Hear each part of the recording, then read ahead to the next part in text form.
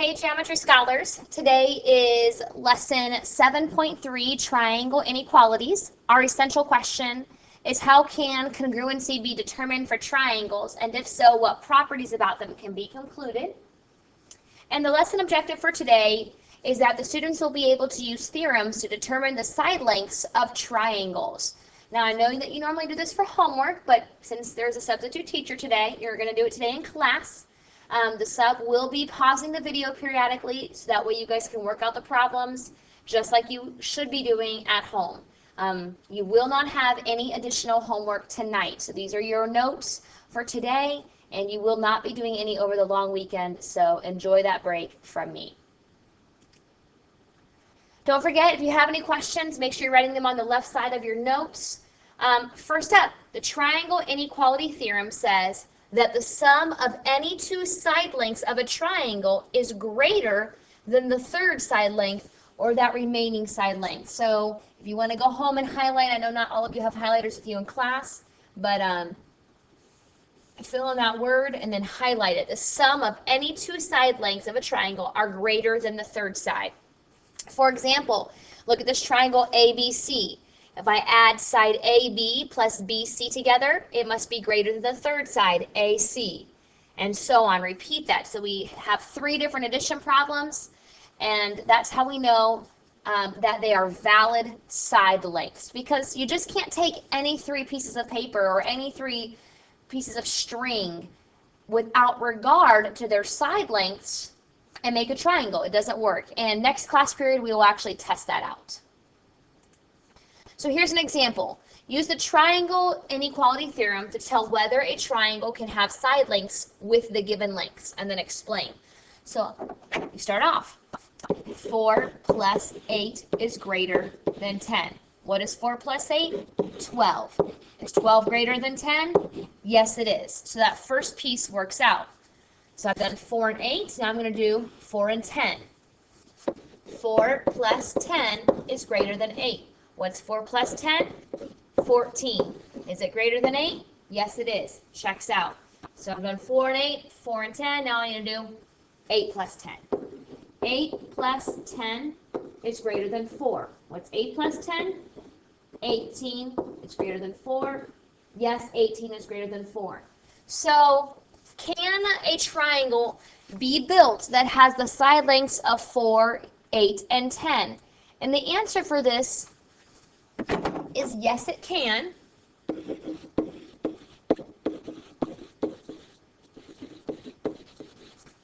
Because the sum of any two sides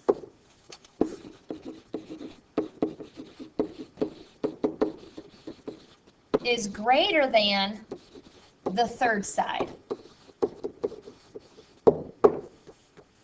Okay? So I want you to go ahead and I want you to try letter B on your own. Add up those numbers, make the three different combinations, and determine if that is possible. So go ahead, please sub and pause the video and have them try example B. Okay, I started off with my two smaller numbers. 7 plus 9 is greater than 18. Well, 7 plus 9 is 16, and 16 is not greater than 18, so I X that out. So right away, because I have one inequality that is false, I really didn't even have to do these two, because it didn't matter if these two are true or false, because I already had one that was false. That being said, if you use a little bit of logic, you really only have to test the two smaller numbers and add up the two smaller numbers, because I don't need to really work with the larger number, because already 18 is greater than 7 and 18 is greater than 9. So I know that regardless of whatever I add to 18, it's going to be bigger than the other number. For example, right here, 18 is already bigger than 9. So even though I added 7 to it, it's still going to be greater than 9. Same thing right here. 18 is already greater than 7. Yes, I added 9 to it, and of course, it's still going to be greater than 7. So I worked out all three sets to show you, but I wanted to let you know you only really have to add the two smaller numbers, because if the two smaller numbers are greater, then the rest of them will be greater as well. Looking back up at example A, 4 plus 8 or 12, So that one worked out. I didn't need to work out 4 plus 10 because of course it's greater than 8. Or 8 plus 10, of course it's greater than 4. Because those individual numbers by themselves are greater than the sum. Okay? So that's just a shortcut. Once you understand that you really only have to add up the smaller two.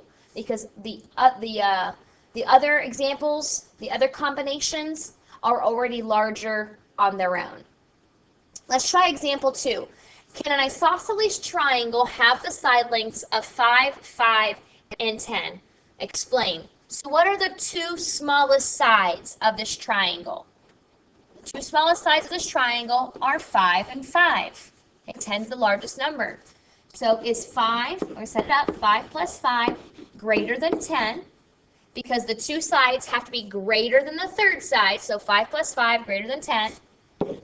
10 is greater than 10. Is 10 greater than 10? No, it's not. 10 is equal to 10. So don't get confused by the fact that it's the same number. 10 is not greater than 10.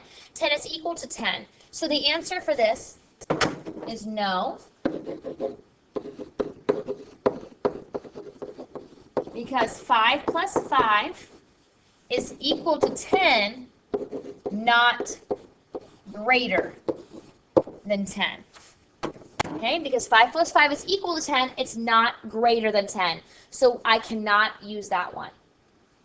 So now that we have this information and we can find, we can test side lengths by adding the two other side lengths together, we're going to learn how to find a missing side length, or at least be able to find the range of values it could be. Okay, the range of values that it could be. And we do that, again, by adding 3 separate times. Okay, so the first thing that we do is we see that triangle A, it has a side value of 10, one of 12, and one that's unknown. So I'm going to start with x plus 10. So x plus 10 is greater than, not equal to, is greater than 12. And what I'm looking for is I'm looking for the range of values that x could be. Knowing that x can't be too big and too small, what could x be? So we know that 10 plus x could possibly have to be bigger than 12. 10 plus x has to be bigger than 12. So I'm trying to solve for x. Subtract 10 from both sides. So x has to be larger than 2. Okay, so that's the first one I did. I did 10 plus x. So now let me work out 12 plus x. 12 plus x has to be larger than 10. Okay, subtract 12 from both sides to get x by itself. X has to be larger than negative 2.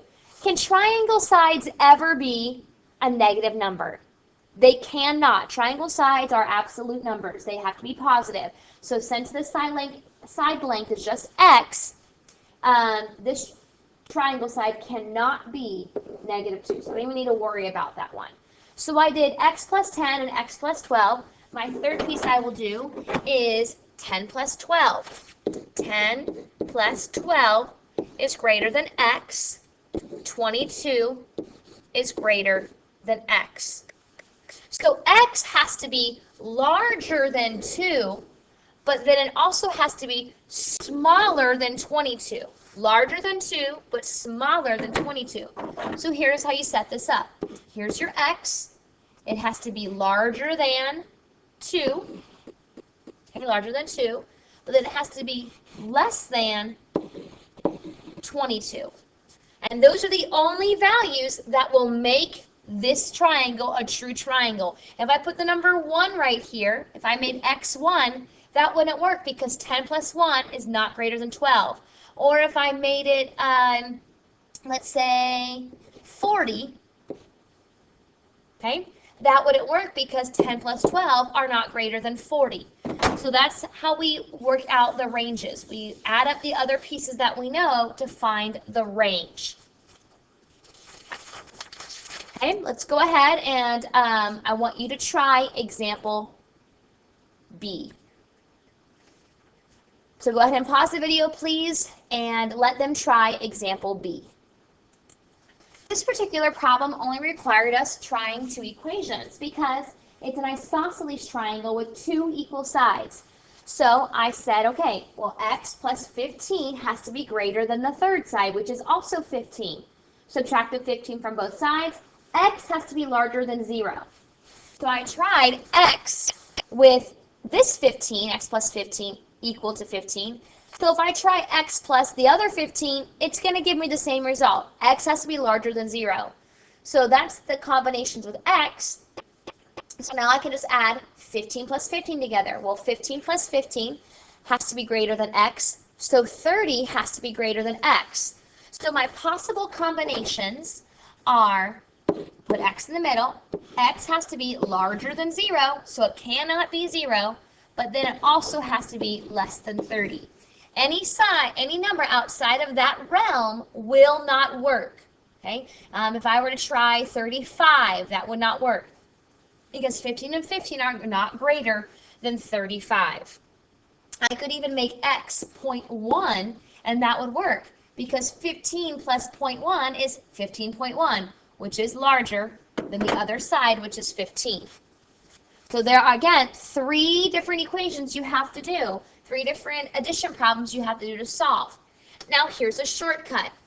If it's asking you for the range of size for the third side, so it gives you two sides, and it wants the range, the possible length the other side could be, here's what you do. Take your two numbers, in this case it's 15 and 15, add them together, so 15 plus 15 equals 30, and subtract them. 15 minus 15 equals 0. There are the two possible numbers it has to fall between, just like we already got. That's exactly what we got, 0 and 30. So you have to set it up. X is greater than 0, but x is also less than 30. X is less than 30, but it has to be greater than 0. Let's go back up to example A, which I already erased, but hopefully you have it on your paper. You should have 2 is less than x, which is 2 is greater than x, but it's less than 22. And we solved it the long way. So let's try the shorter way and see if it works. Add your numbers together. What's 10 plus 12? 10 plus 12 is 22. And then what's the two numbers minus each other? Again, larger number first. 12 minus 10. 12 minus 10 is 2. So, yep, got the same numbers I got when I did it the long way. So we worked it out, but now here's the shortcut. However, you have to make sure you set up the inequality correct.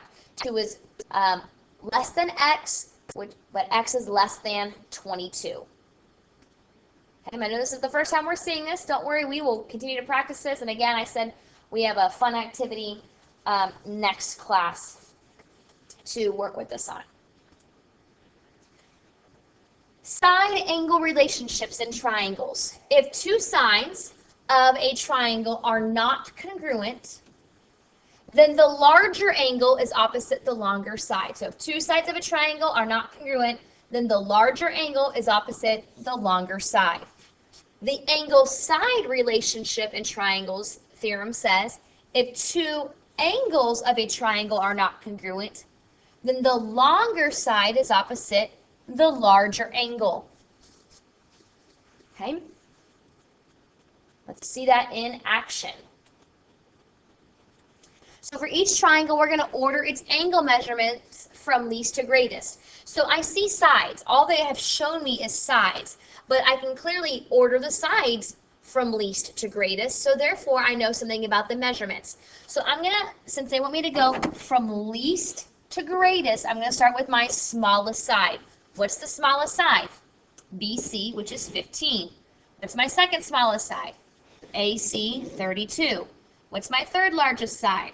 I mean, the third smallest, or what's my largest one? AB, which is 40. So I look at my smallest side, which is 15. The angle that's across from it is also going to be the smallest angle. So I take that side, and if you want to draw an arrow, and point all the way to the angle that's opposite. So the smallest angle, which I don't know what it is, but I can name it, is angle A. I can't tell you what the measure of it is, but I can tell you that of these three angles, it's the smallest angle. Okay? So then look at my second smallest side. My second smallest side is 32. What angle is across from 32? From side 32? The angle that's across from side 32 is right here. Angle B. That leaves us with one angle left. Side AB, which is 40. Follow the side over to its angle. Angle C. So there are my three angle measurements, and I've wrote them in the order from least to greatest. Again, you do not know the length, or I'm sorry, the measure of the angles, but at least you know which one's smallest, which one's largest. They want you to do this. They want you to do the same thing here. However, they have not given you the picture. So what I suggest is first thing to do is draw the picture. So go ahead, please sub and pause the video while they draw a picture of triangle JKL. Mark the triangle with the points J, K, and L, and then mark the side lengths, 10, 12, and 15. Your image can be any triangle shape. It doesn't matter. Just make sure it's triangle. J, K, and L. JK is 10, KL is 12, and then LJ is 15. So our directions say again, they want us to order the angle measurements from least to greatest. So first thing we're going to do is number the sides from least to greatest. Smallest, second smallest, largest. And what I want you to do now is angle something, angle something, angle something. Please go ahead and write your angle measurements in order from smallest to largest. Okay, so I looked at my smallest side, which was JK, followed it over. Angle L was my smallest angle. My next smallest side was KL 12, followed it over. Angle J. My last side, LJ 15, followed it over. K. So there are my three angle measurements. So we can do the same thing with sides. We've done this with angles, now we can practice it with sides. The same is true about the sides. We're going to order its side lengths from shortest to longest. The biggest thing you need to watch here, longest to shortest or shortest to longest. So I'm going to number these angles from smallest to largest. Smallest, second smallest, third smallest. So then what's my smallest side? Well, my smallest angle is 45. Follow it over. AB is my smallest side. Second shortest, 65 is my smallest angle. Follow it over. Side length AC, second shortest side. Third angle was 70. Follow it over. CB or BC, either way, shortest, third shortest side. So that's my longest side.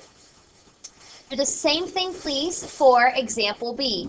Triangle LMN, and you have three angle measurements. Pause the video, please. The first thing I want you to do is draw out the triangle, label the points L, M, and N, and plug in the angle measurements. Remember how I told you that triangles never assume on what you see? It's only things of what we know. Obviously, this triangle that I drew looks like a right angle. Ignore that fact. It doesn't matter. All that matters is I've drawn something to help me find answers to. So now that I've drawn my triangle with L, M, N, and my angle measurements plugged in, I'm going to number the angle measurements from smallest to largest. So first smallest, second smallest, third smallest, or largest. Please go ahead and pause the video, and I want you now to I want you to write the side lengths in order from shortest to longest. So pause the video as they write the side lengths in order from shortest to longest. Okay, the correct answer is MN, LN, and LM. And again, I know it doesn't look like those are the smallest. I really should have drawn a better triangle, but you don't need to worry about that. That's not what I want you to worry about, is drawing an angle that, drawing a triangle that reflects the angles. You're just drawing something to map it out, just so you can put points on a triangle and you can actually plug numbers in. Because you're not having to draw it to reflect it. You're seeing if you can look at a triangle and determine which one should be the longest or should be the shortest based off of measurements, not based off what it looks like. So based off of measurements, angle L was 5 degrees. So the smallest size should be MN, which is what I've done. Okay, we're going to practice this with a worksheet. Before you finish this, please make sure that you fill in a summary, at least one sentence about what you learned today. If you have any questions, write them there as well. Looking back at the triangle, let's see, the triangle inequalities. Let's go to this slide right here. If you want to write in the margins, add smallest two numbers. Okay, that's the shortcut.